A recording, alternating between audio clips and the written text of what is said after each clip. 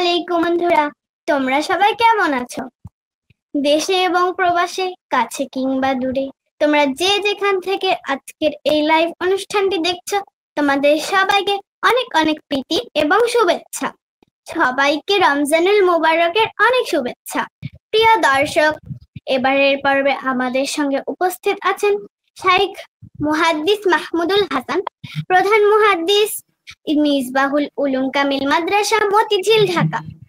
আসসালামু আলাইকুম শাইখ, আপনি কেমন আছেন? ওয়ালাইকুম আসসালাম ওয়া রাহমাতুল্লাহি ওয়া বারাকাতুহু। আলহামদুলিল্লাহ, আমি ভালো আছি। তুমি কেমন আছো আম্মু?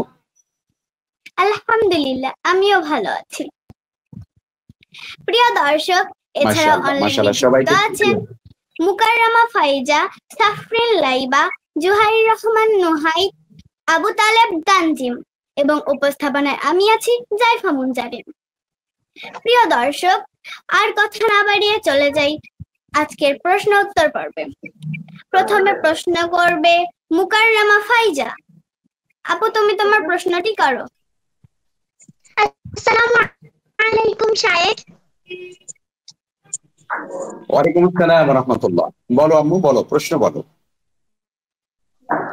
আমার প্রশ্নটি হলো, আমি যখন রোজা রাখি তখন অনেক ক্লান্তি লাগে, তখন পড়তে বা খেলতে ভালো লাগে না। তখন আমরা কিভাবে আমাদের ইবাদত বা দোয়া করে সময় কাটাতে পারি? অনেক ধন্যবাদ তোমাকে। সুন্দর একটি প্রশ্ন করেছে তুমি। আলহামদুলিল্লাহ ওয়া সালাতু ওয়া সালামু আলা রাসূলিল্লাহ ওয়া আলা আলিহি ওয়া সাহবিহি ওয়া মান ওয়ালাহ ওয়া বা'দ। হ্যাঁ, রমাদানুল মুবারকে যখন আমরা সিয়াম সাধনা করি, স্বাভাবিকভাবেই যেহেতু আমরা পানাহার থেকে নিজেরা দূরে থাকি, আমরা খাবার খেতে পারি না, আমরা পান করতে পারি না, তো সুতরাং কিছুটা দুর্বলতা তো আমাদের থাকবেই। আর এই দুর্বলতার নামই হলো সিয়াম সাধনা। আমার কষ্ট লাগবে, আমার পিপাসা লাগবে, আমার ক্ষুধা লাগবে, আবার খেতে ইচ্ছে করবে, খাবারের চাহিদা সৃষ্টি হবে, দুর্বলতা আসবে, কিছুটা ঘুম ঘুম ভাব আসবে। তখন এই যে আমরা যে কষ্টটা স্বীকার করে নিই, এটাকে সিয়াম সাধনা বলা হয়। আর এই কষ্টটা করার কারণেই আল্লাহ সুবহানাহু ওয়া তাআলা আমাদেরকে তিনি পুরস্কার দিবেন। এবং বান্দা যখন এই কষ্ট করে যখন সারাদিন সিয়াম সাধনা করে, তখন আল্লাহ তাআলা খুশি হন। তো সেই রমজান মাসে যখন আমরা ক্লান্ত হয়ে যাই, তখন স্বাভাবিকভাবে আমাদের পড়াশোনা করতে ইচ্ছা করে না, তখন দুর্বলতা থাকে, ক্লান্তি থাকে, ঘুমাতে ইচ্ছা করে, খেলতেও ভালো লাগে না অনেক সময়। তখন আমরা বেশিরভাগ সময়টাই কোরআনে কারীমের তেলাওয়াত করতে পারি। যতক্ষণ মনে চায় আমরা কিছু সময় কোরআন তেলাওয়াত করলাম, কিছু সময় আমরা তাসবিহ পড়লাম, সুবহানাল্লাহ, আলহামদুলিল্লাহ, লা ইলাহা ইল্লাল্লাহ, আল্লাহু আকবার, এই তাসবিহগুলো আমরা আদায় করতে পারি। আবার কিছু সময় আমরা আমাদের কিছু বই পুস্তক পড়তে পারি, কিছু গল্পের বই পড়া যেতে পারে, নবী রাসূলদের জীবনী পড়া যেতে পারে, সাহাবায়ে কেরামের জীবনী আমরা পড়তে পারি। ক্রিয়েশনের যে ভালো ভালো সুন্দর সুন্দর যে ভিডিও গুলো আছে, সেগুলো আমরা ফাঁকে ফাঁকে একটু দেখতে পারি, তাহলে আমাদের ক্লান্তি অনেকটা কমে যাবে। তো আল্লাহ তাআলা আমাদেরকে তৌফিক দিন। মাহে রমজানে আমরা যে সিয়াম সাধনা করছি, তোমরা করছো সবাই, আল্লাহ যেন সবাইকে যেন কবুল করেন, এবং সিয়ামের মাধ্যমে আমরা যেই সওয়াব আল্লাহর কাছে আমরা কামনা করি, আল্লাহ তাআলা আমাদের সবাইকে যেন সেই সওয়াব দেন, এবং আল্লাহর সন্তুষ্টি যেন আমরা পাই, এবং আল্লাহ তাআলা আমাদেরকে কিয়ামতের দিন যে পুরস্কার দেওয়ার ঘোষণা করেছেন, সেটি যেন আমরা প্রত্যেকেই যেন পেতে পারি। আল্লাহ তাআলা আমাদের সবাইকে তৌফিক দেন। তোমাকে অনেক ধন্যবাদ আম্মু, সুন্দর একটি প্রশ্ন করবার জন্য। ধন্যবাদ আপু তোমাকে। এরপরের প্রশ্ন করবে সাফরিন লাইবা। জি, আসসালামু আলাইকুম। ওয়ালাইকুম আসসালাম। আমার প্রশ্ন হচ্ছে, বোরখা পরে বা হিজাব পরে মুখ কি খোলা রাখা যাবে? অনেক অনেক ধন্যবাদ আম্মু তোমাদেরকে, এই সুন্দর একটি প্রশ্ন করেছো। এখন ইসলামে আমরা জানি হিজাব এটা আমাদের জন্য বাধ্যতামূলক, আমাদের জন্য বোরখা বাধ্যতামূলক। তবে তোমরা যারা এখনো ছোট আছো, তোমাদের জন্য এবং প্রাপ্ত বয়স যখন হয়ে যায়, শরীয়তের বিধানের ক্ষেত্রে কিছুটা হলো তোমাদের বয়সের ক্ষেত্রে একটু তারতম্য আছে বা পার্থক্য আছে। আমরা জানি ইসলামে যে বিধানগুলো এসেছে, নামাজ, রোজা, হজ, যাকাত, পর্দা, হিজাব, তাই না, সকল বিধানগুলো আসলে তখন থেকেই কম্পালসারি বাধ্যতামূলক ভাবে ম্যান্ডেটরি করে দেওয়া হয়েছে যখন একজন নারী পুরুষ যখন বালেগা হয়ে যায়, প্রাপ্ত বয়স যখন হয়ে যায়।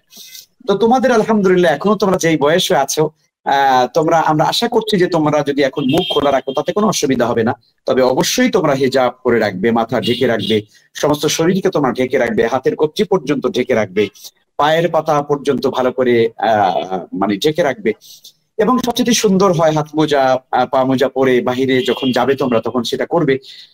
একান্ত যদি মুখ ঢাকতে কষ্ট হয় তাহলে কোনো অসুবিধা নেই, কারণ তোমরা এখনো ছোট আছো। কিন্তু যখন তোমরা বড় হয়ে যাবে, আরেকটু যখন বড় হবে, তোমাদের বয়স যখন 10-12 হয়ে যাবে, তখন তোমরা অবশ্যই মুখ ঢেকে রাখবে। কারণ মুখ ঢাকার মধ্যে বেশি তাকওয়া, মুখ ঢাকার মধ্যে বেশি নিরাপত্তা আছে, বেশি আত্মসম্মান ফুটে উঠে। কোনো কোনো আলেমগণ বলেছেন নারীরা প্রয়োজনে, কেউ আছে অসুস্থ হয়ে যায়, নাকে ঢেকে রাখলে শ্বাস ফেলতে পারে না, কষ্ট হয়, বাহিরে গিয়ে চলতে পারে না, মুখ ঢাকা থাকলে শ্বাস বন্ধ হয়ে আসতে চায়, অনেক কষ্ট পায়। তো সেক্ষেত্রে কেউ যদি বাধ্য হয় তাহলে সে মুখ খোলা রাখতে পারে। কিন্তু অধিকাংশ ওলামায়ে কেরামি বলেছেন যে আমরা নারীরা যেন পর্দা করার সময় তারা মুখ যেন ঢেকে রাখে, এটা তাদের জন্য বেশি সম্মানজনক, আল্লাহ বেশি খুশি হবেন এবং তোমাদের জন্য নিরাপত্তা হবে বেশি। তো এই জন্য ইনশাআল্লাহ তোমরা বড় হয়ে যখন হিজাব পড়বে তখন মুখ ঢেকে রাখবে। এখন তোমাদের যে বয়স আছে ইনশাআল্লাহ তাআলা তোমরা মুখ খোলা রাখলে কোনো অসুবিধা হবে না। আল্লাহ তাআলা তোমাদেরকে নেক হায়াত দিন এবং তোমাদেরকে আরো সম্মানিত করুন, আমিন। ধন্যবাদ আপু তোমাকে এই প্রশ্নটি করার জন্য। এরপরে প্রশ্ন করবে জুহাইর রহমান নুহাদ। আসসালামু আলাইকুম শেখ। ওয়ালাইকুম আসসালাম। আমার প্রশ্নটি হচ্ছে 17ই রমজান বদর দিবসের দিনে ইসরায়েলি বোমা হামলায় শত শত শিশু মারা গিয়েছেন ফিলিস্তিনের গাজায়। আমি অত দূরে বসে তাদের জন্য কি করতে পারি? আল্লাহু আকবার। অনেক অনেক ধন্যবাদ তোমাকে। তুমি যে প্রশ্নটি করেছো, এই প্রশ্নটি আমাদের সকলের হৃদয়ের জন্য খুবই কষ্টকর, আমরা মেনে নিতে পারি না। আমাদের প্রত্যেকের হৃদয়ের ভিতরে রক্তক্ষরণ হয় যখন আমরা মাহে রমজানে বাংলাদেশে আমরা সিয়াম সাধনা করছি, আমরা সুন্দর সুন্দর ইফতার নিয়ে যখন আমরা বসছি ইফতার করবার জন্য, অথবা শেষ রাতে যখন আমরা সিয়াম সাধনা করবার জন্য সাহারি গ্রহণ করছি, ঠিক আমাদের ভাই বোনদেরকে তখনই ইসরায়েল তাদেরকে বোমা মেরে ফেলছে, হত্যা করছে, তাদেরকে গণহত্যা চালাচ্ছে। এবং সেই গণহত্যা আমরা দেখলাম যে একই সময় একই রাতে আমাদের প্রায় 400-500 ফিলিস্তিনিকে হত্যা করা হয়েছে। তাদের মধ্যে শত শত আমাদের শিশুরা রয়েছে, আমাদের ছোট ছোট বাবুরা রয়েছে, যারা তোমাদের মতো ছোট ছোট, যারা গোলাপ ফুলের মতো দেখতে সুন্দর, সেই বাচ্চাদেরকে, আমাদের ভাই বোনদেরকে তারা হত্যা করে ফেলছে। পৃথিবীর নিগৃহীত নিকৃষ্ট জাতি ইহুদিরা। তো এই যে ইহুদিরা যে অন্যায় কাজটি করছে, এই জন্য আমরা আল্লাহর কাছে তাদের জন্য বদদোয়া করি যে আল্লাহ তাআলা তাদেরকে শাস্তি দেখ, আল্লাহ তাদেরকে হেদায়েত দেখ। হেদায়েত যদি তাদের তকদিরে ভাগ্যে যদি না থাকে, আল্লাহ তাদেরকে আসমানি বালা এবং মুসিবত দিয়ে তাদেরকে আল্লাহ তাআলা শেষ করে দিকে। এই বদদোয়া আমাদের করতে হবে, কারণ যেভাবে তারা মানুষ হত্যা করছে, আমাদের নারী পুরুষদেরকে হত্যা করছে, আমাদের শিশুদেরকে হত্যা করছে, সেটা পৃথিবীর ইতিহাসে এটা বিরল ঘটনা। এত মানুষকে হত্যা করা মাহে রমজানে পৃথিবীতে কোথাও হয় নাই। আমাদের গাজার মুসলমানদের যেভাবে হত্যা করা হয়েছে, তো সেই জন্য আমরা ইসরায়েলিদের জন্য আমরা আল্লাহর কাছে বদদোয়া করি, আল্লাহ তাদেরকে শাস্তি দেখ। আর আমাদের মজলুম মুসলমান ভাই বোনদের আমরা আমরা বাংলাদেশের থেকে যেটা প্রথমত করতে পারি সেটা হলো দোয়া করবো। আমরা এক নম্বর হচ্ছে তাদের জন্য দোয়া করা দরকার, কারণ তাদেরকে সাহায্য করেন, আসমানি মদত। দ্বিতীয় হচ্ছে যে আমরা যারা দূরে আসি, বাংলাদেশে আসি আমরা এখানে আছি, আমরা জনমত আমরা প্রতিবাদের ঝড় তুলতে পারি, আমরা অন্যায়ের বিপক্ষে আমরা প্রতিবাদ করতে পারি, এটা একটা কাজ। আরেকটা হচ্ছে যে আমাদের ভাই বোনরা ইফতার খেতে পারে না, আমরা আমাদের এই বাংলাদেশের ভাই বোনদের আমরা তাদের জন্য আর্থিক সহযোগিতা আমরা তুলতে পারি, সংগ্রহ করতে পারি, এবং এই সহযোগিতা সংগ্রহ করে আমরা আমাদের ভাই বোনদের জন্য যারা এখন হাড়ি পাতিল নিয়ে তারা এই ইফতার এবং সাহরি গ্রহণ করবার জন্য তারা ভিড় করছে বিভিন্ন জায়গায়, অথচ তারা পাচ্ছে না পর্যাপ্ত ইফতার, তারা পাচ্ছে না পর্যাপ্ত সাহারি, তারা পাচ্ছে না, না খেয়ে তারা রোজা রাখছে। তো আমরা আমাদের বাংলাদেশ থেকে পারি আমাদের ভাই বোনদের জন্য অবশ্যই আর্থিক সহযোগিতা করতে, এই আমরা সেখানে পাঠিয়ে আমাদের ভাই বোনরা সেটা পাবেন ইনশাআল্লাহ। আমরা খাদ্য পাঠাতে পারি কাজের মাধ্যমে, আমরা অর্থ পাঠাতে পারি এম্বাসির মাধ্যমে, ফিলিস্তিন এম্বাসি বাংলাদেশে আছে, সেটার মাধ্যমে আমরা তাদের সহযোগিতা করতে পারি। তো এই কাজগুলো ইনশাআল্লাহ তাআলা আমরা করার সুযোগ রয়েছে। তো তোমরা যারা ছোট আছো, তোমরা তো হয়তো সবকিছু করতে পারবে না, কিন্তু তোমরা তোমাদের ভাই বোনদের দোয়া করবে, ঘরে বসে আল্লাহর কাছে সময় দোয়া করবে। শেষ রাতে তোমরা যখন সাহারি গ্রহণ করো তখন তোমরা আল্লাহর কাছে দোয়া করবে, আল্লাহ আমাদের ভাই বোনদেরকে তুমি হেফাজত করো, আল্লাহ আমাদের গাজার মুসলমানদেরকে তুমি হেফাজত করো, আল্লাহ তুমি এই ইসরায়েলের এই পাপিষ্ঠ জাতিদেরকে আল্লাহ তুমি শায়েস্তা করো, তাদেরকে তুমি আসমানি গজব দিয়ে তাদেরকে শেষ করো, কারণ তারা মানবতার দুশমন, ইসলামের দুশমন, তারা মুসলমানদের দুশমন, তারা ফিলিস্তিনের দুশমন। গাজার শিশুদের দুশ্মন। এভাবে করে আমরা আল্লাহর কাছে দোয়া করবো, তোমরাও বেশি বেশি করে দোয়া করবে। আল্লাহ তাআলা আমাদের ভাই বোনদেরকে হেফাজত করুন, আমিন। ধন্যবাদ শাইখ আপনাকে।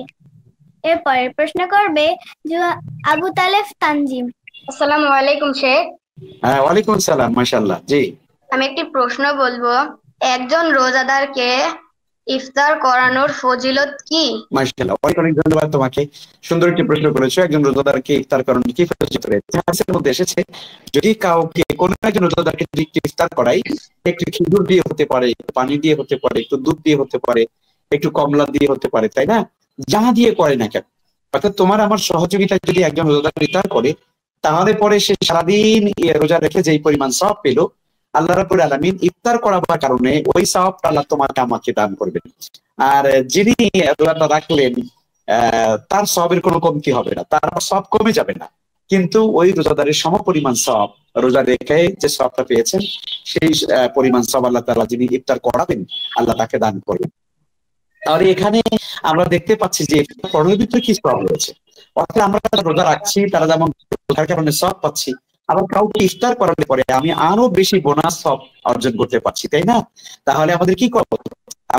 আমরা নিজেরা যেমন রোজা রাখবো, আবার আমাদের প্রতিবেশী, আপনজন, আত্মীয় স্বজন, বন্ধু বান্ধব সবাইকে দেখে দেখে ইফতার খাওয়াবো, তাহলে তো আমার বেশি লাভ। আমি নিজে রোজা রাখলে আমার সওয়াব হলো, আবার আরেকজনকে ইফতার করাবার কেমন আমি সেই সওয়াবটাও পেয়ে গেলাম।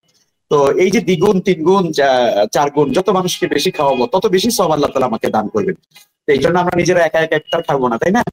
আমরা সবাইকে ইফতার করব, পরিবারের সবাই একসঙ্গে করব, আমার ফ্ল্যাটের পাশে যারা আছেন তাদেরকে এক দাওয়াত করব, আমার আত্মীয় স্বজন যারা আছেন তাদেরকে একদিন দাওয়াত করবো, আমার শিক্ষক যারা আছেন তাদেরকে একদিন দাওয়াত করবো, আমার স্কুলের বা মাদ্রাসার বন্ধুরা যারা আছেন তাদেরকে একদিন দাওয়াত। এভাবে করে করে আমরা এক একদিন যদি অন্যদেরকে নিয়ে যদি আমরা ইফতার করি ইনশাআল্লাহ, তাহলে আমাদের আমল নামায় আল্লাহ অনেক অনেক সওয়াব দান করবেন। আমি নিজে রোজা রেখে যে সওয়াব পাবো, তার চাইতেও আরো বেশি সওয়াব কামাই করতে পারবো অন্যকে ইফতার করানোর কারণে। তো আল্লাহ আমাদেরকে তৌফিক দান করুন, আমরা যেন অন্য রোজাদারদেরকে বেশি বেশি করে আমরা ইফতার করাতে পারি। আল্লাহ তৌফিক দিন, আমি সুন্দর এই প্রশ্ন করবার জন্য তোমাকে অনেক অনেক ধন্যবাদ জানাচ্ছি। ধন্যবাদ শাইখ।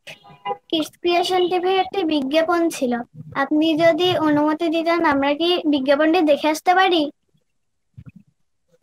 ইনশাআল্লাহ, বিজ্ঞাপন বিরতিতে চলে যাবো। প্রিয় দর্শক, চলুন তাহলে আমরা বিজ্ঞাপনটি দেখে আসি। আকাবা ইন্টারন্যাশনাল সরকার অনুমোদিত হজ, ওমরা, এয়ার টিকিটিং ও ভিসা প্রসেসিং এর বিশ্বস্ত প্রতিষ্ঠান।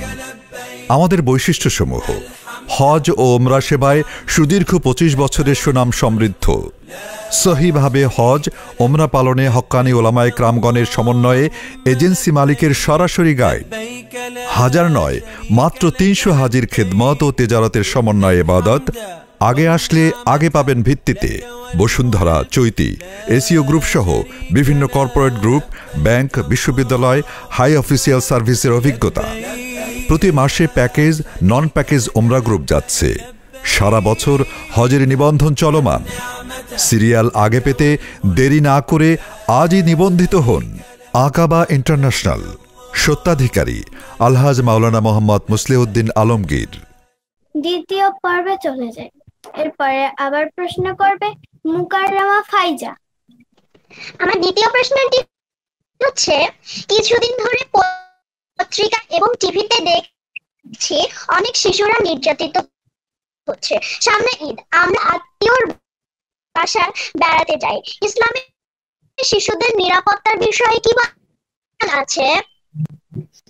অনেক অনেক ধন্যবাদ তোমাকে মামনি, সুন্দর প্রশ্ন করেছো। এটি আমাদের জন্য খুব প্যানিক একটা ব্যাপার যে বাংলাদেশে এখন আমরা শিশুদেরকে নির্যাতিত হতে দেখি।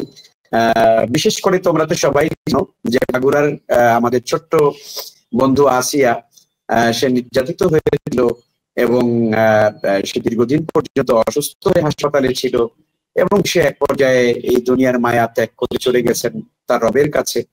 তো আমরা আমাদের আজকের এই কিডস ক্রিয়েশনের পক্ষ থেকে, তোমরা যারা এখানে আছো আমাদের শিশু বন্ধুরা, তোমাদের সবার পক্ষ থেকে আমরা আমাদের ছোট্ট বোন আসিয়ার জন্য দোয়া করি, আল্লাহ জান্নাত নসিব করেন এবং সে পৃথিবীতে এসেছিল, পৃথিবীতে বেশি দিন থাকতে পারে, অল্প কিছুদিন এই পৃথিবীতে রেখেছে, কিন্তু জালিমেরা তাকে বাঁচতে দেয়নি, তার উপরে জুলুম করেছে, অত্যাচার করেছে।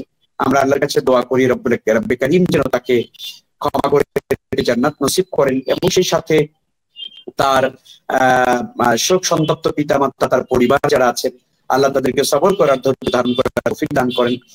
তো সুন্দরী প্রশ্ন করেছো যে এই মানে রমজানের পরে যখন ঈদ আসবে, ঈদুল ফিতর, তখন তোমরা তো বিভিন্ন মামাদের বাড়ি, নানা বাড়ি, দাদা বাড়িতে তোমরা বেড়াতে যাবে, খালুদের বাড়িতে, তোমরা ফুফুদের বাড়িতে বেড়াতে যাবে, আত্মীয় স্বজনের বাড়িতে বেড়াতে যাবে। তো তখন তোমাদের জন্য আমাদের একটা পরামর্শ থাকবে, তখন অবশ্যই তোমরা নিজেরা সেফটি থাকার চেষ্টা করবে, কারণ এখন সমাজ এবং পরিবেশে চতুর্দিকে পাপাচার হচ্ছে। কিছু দুরাচার মানুষ, অন্যায়কারী পাপিষ্ঠ মানুষরা শিশুদেরকে টার্গেট করে, শিশুদের উপরে অন্যায় করে, অত্যাচার করে, নিপীড়ন করে, তাদের উপরে অমানবিক নির্যাতন করে, যেগুলো মুখে বলা যায় না। তো কাজেই তোমরা আমাদের কলিজার টুকরা, তোমরা আমাদের নয়নের পুত্তলি, তোমাদের দেখলে আমাদের চক্ষু শীতল হয়, আমাদের অন্তর প্রশান্ত হয়। তোমরা আমাদের সন্তান। তোমরা যেখানেই থাকো না কেন, যেখানে যাও না কেন, ঈদের ছুটিতে হোক, অন্য সময় হোক, তখন তোমরা অবশ্যই আব্বু আম্মু ছাড়া কোথাও তোমরা যাবে না। কখনো আব্বু আম্মুর চোখের আড়াল হবে না, অবশ্যই তাদের সঙ্গে থাকবে। বড় ভাই থাকলে, বড় বোন থাকলে, মানে হয় তোমার বাবা নয় তোমার বড় ভাই বোন, এদেরকে ছাড়া তোমরা কখনো তোমরা একা একা কোথাও যাবে না। তো যদি তোমাদেরকে বলে তোমাকে আইসক্রিম খেতে নিয়ে যাব, তুমি বলবে যে আমি আইসক্রিম খাই না, যাবে না তুমি। তোমাকে যদি কেউ বলে যে তোমাকে আমি একটা জিনিস কিনে দিব, তখন তুমি বলবে যে না, আমার কোনো জিনিস দরকার নেই, আমার আব্বু আমাকে দিবে, আমার আম্মু আমাকে দিবে। অর্থাৎ অন্য কোনো লোক, অপরিচিত তো নয়, বরং দূর সম্পর্কের আত্মীয় যারা আছে, এরা যদি তোমাকে প্রলোভন দেয়, তোমাকে কিছু খাওয়াবে, আইসক্রিম খাওয়াবে, খাওয়াবে, তোমাকে মানে একটা জিনিস খেলতে দিবে, একটা গাড়ি কিনে দিবে, এগুলো যদি তোমাদেরকে বলে, তোমরা কখনো এটা বিশ্বাস করবে না, তোমরা কখনো গোপনে পড়বে না। তোমরা বলবে যে না, আমার আব্বু আম্মু আছে, আমার যা দরকার তারা তাই দিবে। এজন্য কারো প্রলোভনে পা দেওয়া যাবে না, 1 নম্বর বিষয়। 2 নম্বর হচ্ছে, কেউ যদি তোমাদেরকে এরকম প্রলোভন দেয়, তাহলে অবশ্যই সাথে সাথে তোমাদের আব্বু আম্মুকে বলে দিবে। আব্বু আম্মুকে বলবে যে আব্বু অথবা আম্মু, দেখো এই লোকটা আমাকে এই কথা বলতেছে, আমাকে অমুক জায়গায় যেতে বলতেছে, বা আমাকে এইটা দেওয়ার কথা বলতেছে, এইটা আব্বু অথবা আম্মুকে সাথে সাথে বলে দিবে। আর তোমরা আব্বু আম্মুর সাথে ছাড়া কখনো রাতের বেলা যখন তোমরা নানা বাড়িতে যাবে, দাদা বাড়িতে যাবে, যেখানেই যাও, যে আত্মীয় স্বজনের বাড়িতেই তোমরা বেড়াতে যাও না কেন, কখনো আব্বু আম্মু ছাড়া কারো বিছানায় তোমরা ঘুমাবে না রাতের বেলা। আর রাতের বেলা অবশ্যই আম্মুর সঙ্গে ঘুমাবে, আর রাতের বেলা অবশ্যই আম্মুর সঙ্গে ঘুমাবে, আর ছেলেরা বাবার সঙ্গে ঘুমাবে। কখনো তোমরা অন্য আত্মীয় স্বজনের সঙ্গে ঘুমাবে না, এটা তোমরা খেয়াল রাখবে। এই নিরাপত্তা গুলো তোমরা সবসময় স্মরণ রাখবে। এবং আজকে কিডস ক্রিয়েশনের এই প্রোগ্রামে আমাদের যে সকল ছোট্ট বন্ধুরা তোমরা দেখছো, এই কথাগুলো তোমরা সবাই মেনে চলবে, ইনশাআল্লাহ তাআলা আল্লাহ তোমাদেরকে হেফাজত করবেন। আর ইসলাম তো অবশ্যই শিশুদের হেফাজতের জন্য, শিশুদের ব্যাপারে কঠোর থেকে কঠোর মানে বক্তব্য দিয়েছে। কোরআনে কারীমের মধ্যে এসেছে শিশু অধিকারের কথা, হাদিসের মধ্যে শিশু অধিকারের কথা আছে, বর্তমান মানবাধিকারের আইনেও শিশুদের অধিকারের কথা বলা আছে, জাতিসংঘের আইনেও সেখানে কঠোরভাবে শিশুদের নিরাপত্তার কথা বলা আছে। তো এই জন্য শিশুদের উপর অত্যাচার করা, শিশুকে গৃহীত করা, শিশুর উপরে জুলুম করা, শিশুদেরকে নানাভাবে হয়রানি করা, এগুলো সম্পূর্ণ ইসলামে যেমন হারাম, দেশীয় আইন এটা নিষিদ্ধ, এটি সর্বোচ্চ এখন শাস্তি বিধান করা হচ্ছে। তো ফলে আমরা সতর্ক থাকবো। বিশেষ করে তোমরা যারা আজকে অনুষ্ঠানে আছো, তোমাদের পরামর্শ আমি যেভাবে করেছি সবাইকে তৌফিক দান করো। আমি এরপরে প্রশ্ন করবে সাফরিন লাইবা। ধন্যবাদ আমাকে আবার প্রশ্ন করার সুযোগ দেওয়ার জন্য। আমার দ্বিতীয় প্রশ্ন হচ্ছে, বেধর্মী কোনো বন্ধু যদি তাদের কোনো ধর্মীয় অনুষ্ঠানে দাওয়াত করে, সেখানে কি যাওয়া যাবে? তাদের পরিবেশন করা খাবার কি খাওয়া যাবে? অনেক ধন্যবাদ, সুন্দর জামনি। যে বিধর্মী বা অন্য ধর্মের কোন মানুষেরা ধর্মীয় অনুষ্ঠান করে, সেই অনুষ্ঠানে তোমরা যেতে পারবে কিনা, বা সেই অনুষ্ঠানে গিয়ে তাদের ধর্মীয় যে খাদ্য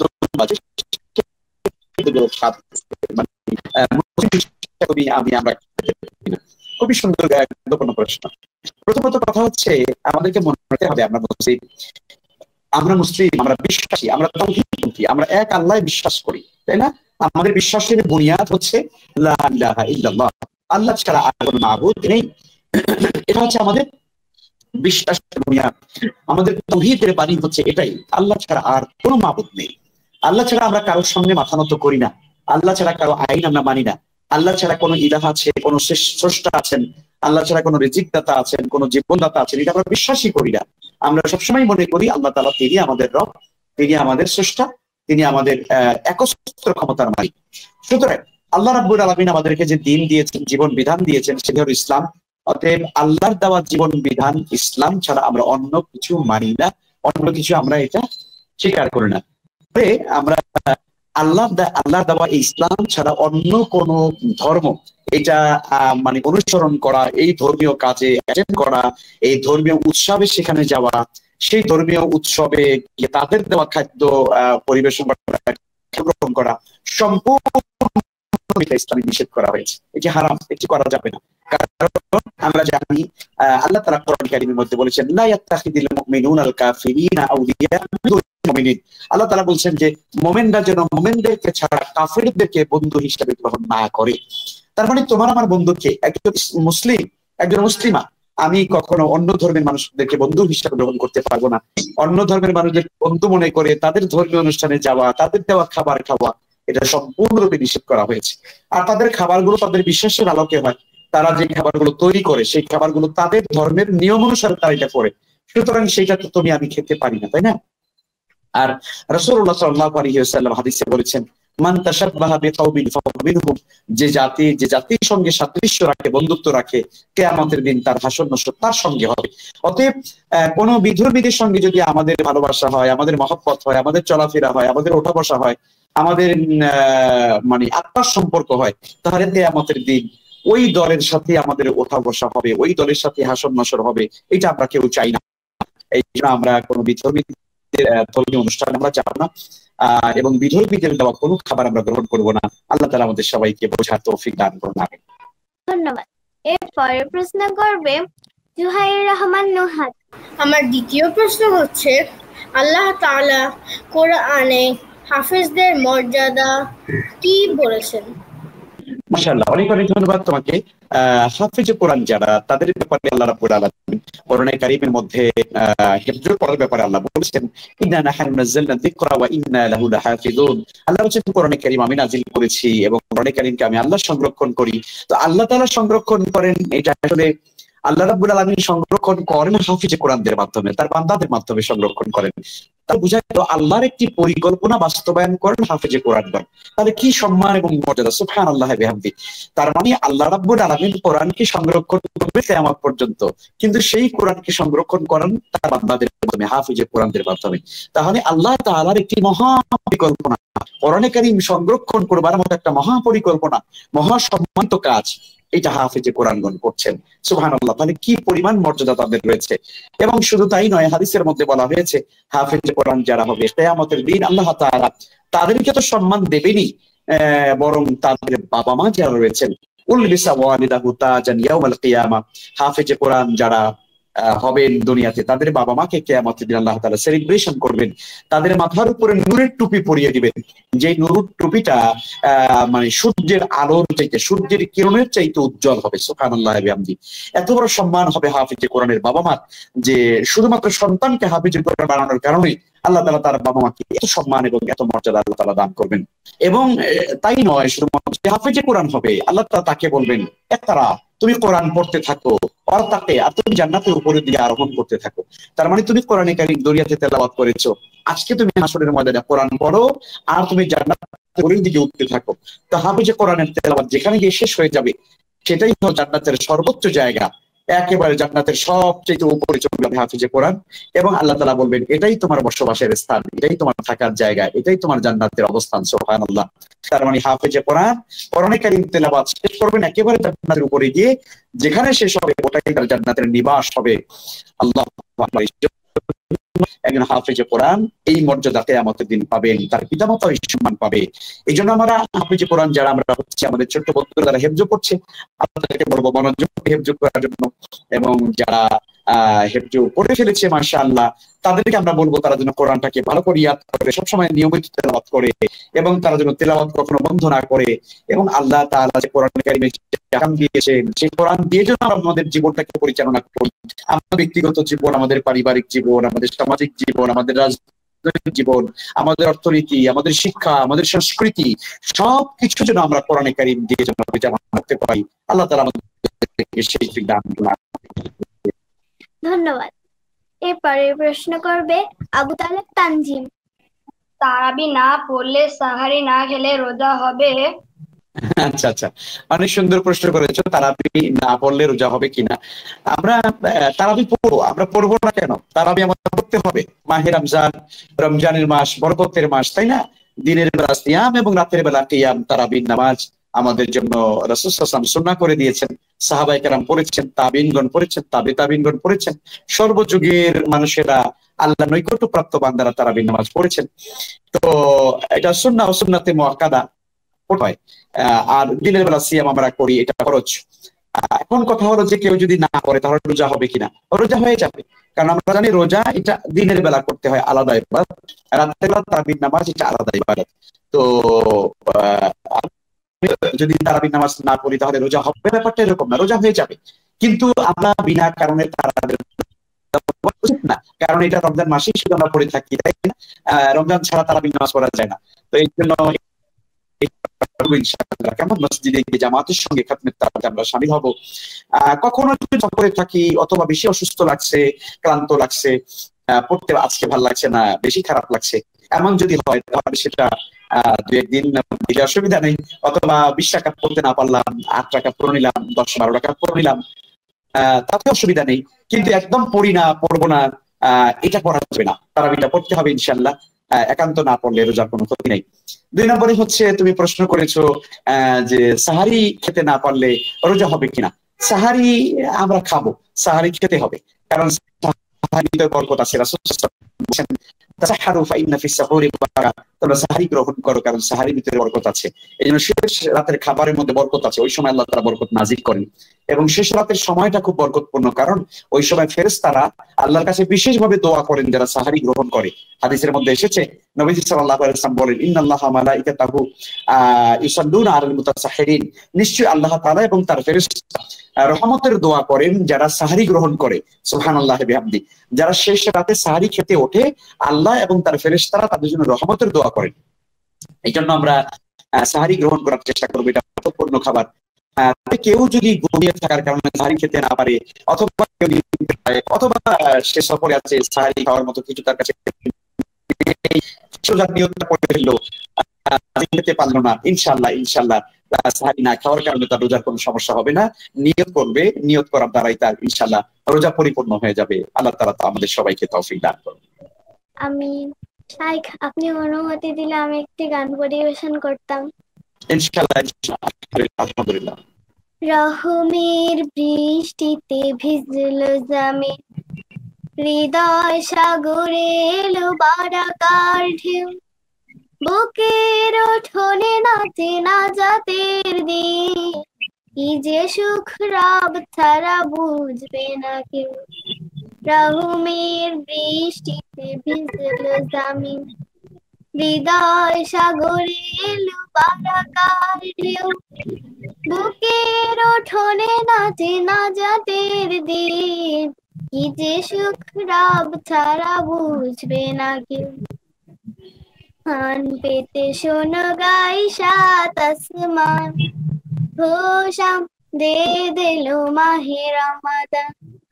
কান পেতে শোনো গাই সাত আসমান, ঘোষাম দে দিলো মাহে রমাদান।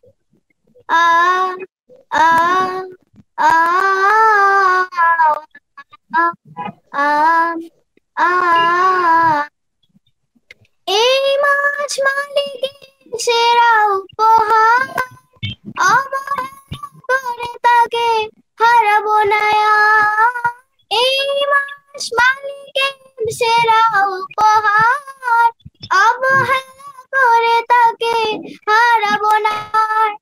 সিয়াম কিয়ামের রাতের শিরিন, ছড়াবো খুশবুর ঘ্রাণ। কান পেতে শোনো গাই সাত আসমান, খোশাম দে দিলো কান পেতে শোনো গাই সাত আসমান, খোশামদেদ এলো মাহে রমাদান, খোশামদেদ এলো মাহে রমাদান, খোশামদেদ এলো মাহে রমাদান। ধন্যবাদ। মাশাআল্লাহ মাশাআল্লাহ, অনেক অনেক চমৎকার হয়েছে মামুনি। অনেক ধন্যবাদ তোমাকে। আমরা রমজানের একটি সঙ্গীত আমরা শুনলাম। মাশাআল্লাহ, আল্লাহ তোমার কণ্ঠে আরো বেশি রাখুন। শাইখ, আপনি আবারও অনুমতি দিলে আজকে লাইভটি শেষ করতাম। ইনশাআল্লাহ শেষ করে দাও আম্মু। মাশাআল্লাহ, অনেক অনেক ধন্যবাদ তোমাদের সবাইকে। প্রিয় দর্শক, আজকের এই লাইভ অনুষ্ঠানটি যদি আপনাদের ভালো লেগে থাকে তাহলে অবশ্যই অবশ্যই লাইক, কমেন্ট এন্ড শেয়ার করে দেবে। আসসালামু আলাইকুম। ওয়ালাইকুম আসসালাম।